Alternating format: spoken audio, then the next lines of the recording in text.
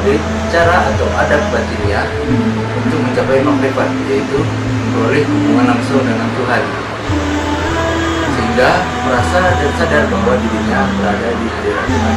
Istilah tasawuf sebenarnya tidak dikenal pada zaman Rasulullah SAW, tetapi pada masa itu dikenal istilah-istilah seperti zuhud, dan beberapa kata kunci lain dalam tasawuf. Istilah tasawuf muncul setelah generasi yang ketiga, yaitu setelah generasi sahabat Nabi, generasi tabi'in, dan generasi tabi'in. Setelah ke generasi ketiga itulah munculnya para sufi pada abad ke-11 tahun Hijriah. Tasawuf pada awalnya merupakan gerakan zuhud atau menjauhi hal duniawi dalam Islam, dan dalam perkembangannya melahirkan tradisi mistisme Islam. Kemudian kita lanjutkan kepada tahapan-tahapan tasawuf. Adapun tahapan-tahapan tasawuf memiliki 4 bagian yang harus dilalui oleh hamba yang menekuni ajaran tasawuf untuk mencapai suatu tujuan yang disebutnya sebagai asy'adah. Menurut Al-Ghazali dan Al-Insan Kamil, menurut Muhyiddin bin Arabi, 4 tahapan itu terdiri dari syariat, tarekat, hakikat, dan makrifat. Jadi tahapan-tahapan tersebut dapat dikemukakan penjabarannya sebagai berikut. 1. Syariat. Istilah syariat dirumuskan definisinya oleh Asy-Syaikh Abu Bakar Al-Ma'ruf dengan mengatakan, syariat adalah suruhan yang telah diperintahkan oleh Allah dan larangan yang telah dilarang olehnya. Kemudian Asy-Syaikh Muhammad Amin Al-Qurdi mengatakan, syariat adalah hukum-hukum yang telah diturunkan kepada Rasulullah SAW yang telah ditetapkan oleh ulama melalui sumber nas Al-Quran dan Sunnah Al-Qur'an dengan cara istirahat, yaitu hukum-hukum yang telah diterangkan dalam ilmu tauhid, ilmu fikih, dan ilmu tasawuf.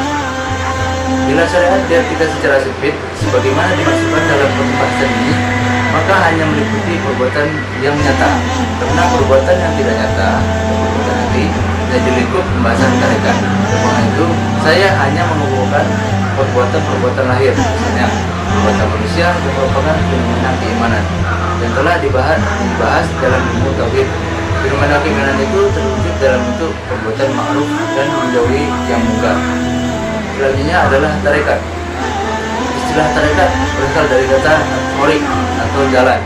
Menurut kepada hakikat atau dengan kata lain pengalaman syariat yang disebut al-jarrah atau yang ketiga, tarekat adalah meninggalkan yang haram dan makruh, memperhatikan hal-hal mubah atau yang sifatnya mengandung fadilah, menunaikan hal-hal yang diwajibkan dan yang disunatkan sesuai dengan kesanggupan atau pelaksanaan di bawah bimbingan seorang arif atau syekh dari sufi yang mencita-citakan suatu tujuan.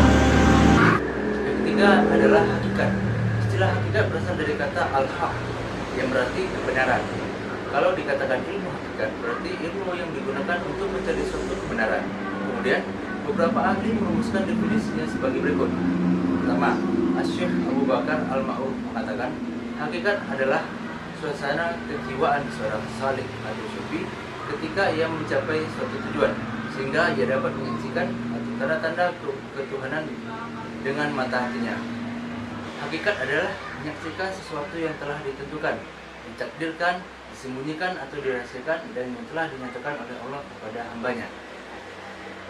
Hakikat yang didapatkan oleh sufi setelah lama menempuh tarekat dengan selalu menyebutnya suluk, menjadikan dirinya yakin terhadap apa yang dihadapinya. Karena itu, ulama sufi sering mengalami 3 macam tingkatan keyakinan, yaitu ainul yakin. Selanjutnya yang terakhir adalah makrifat. Istilah makrifat berasal dari kata al-ma'rifah yang berarti mengetahui atau mengenal sesuatu. Dan apabila dihubungkan dengan pengalaman tasawuf, maka istilah makrifat di sini berarti mengenal Allah ketika sufi mencapai makam dalam tasawuf.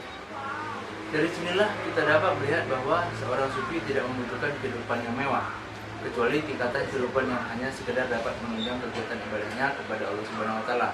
Sehingga Asy-Syaikh Muhammad bin Afdal mengatakan bahwa makrifat yang dimiliki sufi cukup dapat memberikan kebahagiaan batin padanya, karena merasa selalu bersama-sama dengan Tuhannya.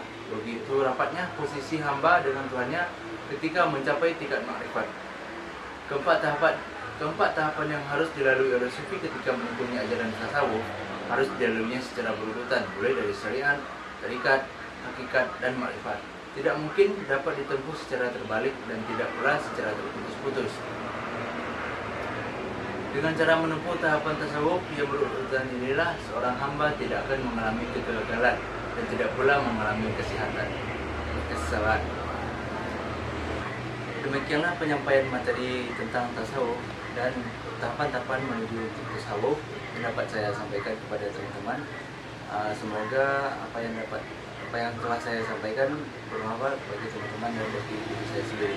Lebih dan kurang saya mohon maaf. Assalamualaikum warahmatullahi wabarakatuh.